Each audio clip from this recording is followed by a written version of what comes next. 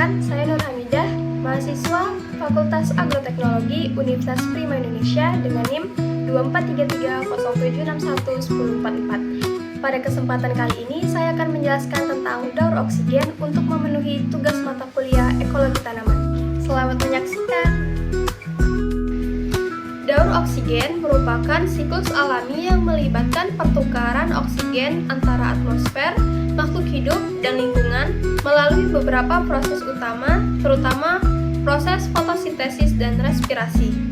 Pada proses fotosintesis, tumbuhan, alga, dan fitoplankton menyerap karbon dioksida atau CO2 dengan air dengan bantuan sinar matahari untuk menghasilkan glukosa dan oksigen. Oksigen dilepaskan ke atmosfer sebagai hasil sampingan yang sangat penting untuk kehidupan makhluk hidup aerobik. Selanjutnya, pada proses respirasi atau pernapasan, makhluk hidup seperti manusia, hewan, dan mikroorganisme menghirup oksigen dan menggunakan oksigen tersebut untuk menguraikan glukosa menjadi energi. Karbon dioksida yang dihasilkan kemudian kembali diserap oleh tumbuhan dalam siklus fotosintesis. Selain itu, dalam daur oksigen terdapat proses dekomposisi di mana mikroorganisme pengurai menggunakan oksigen untuk memecah bahan organik mati, proses pembentukan ozon di stratosfer yang berfungsi melindungi bumi dari sinar ultraviolet. Siklus ini sangat penting untuk menjaga keseimbangan oksigen di atmosfer yang mendukung kehidupan di bumi sekaligus berperan dalam siklus karbon dan menjaga keberlangsungan ekosistem. Lalu, bagaimana fitoplankton dapat mempengaruhi kadar oksigen di atmosfer?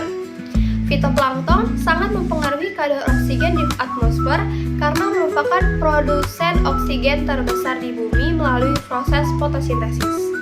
Fitoplankton yang hidup di perairan laut dan tawar menggunakan energi matahari untuk mengubah karbon dioksida atau CO2 dan air menjadi glukosa dan oksigen. Sekitar 50-85% oksigen di bumi dihasilkan oleh fitoplankton. Jauh lebih besar dibandingkan kontribusi tumbuhan darat yang hanya sekitar 20% saja.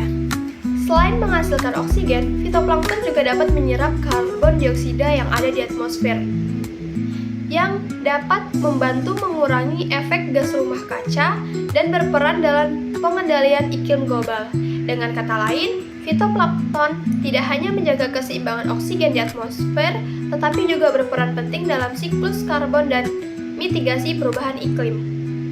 Populasi fitoplankton sangat menentukan volume oksigen yang dapat dihasilkan. Jika populasi ini terganggu, kemampuan mereka memproduksi oksigen dan menyebabkan karbon dioksida juga akan menurun, yang bisa menyebabkan peningkatan karbon dioksida dan penurunan oksigen atmosfer.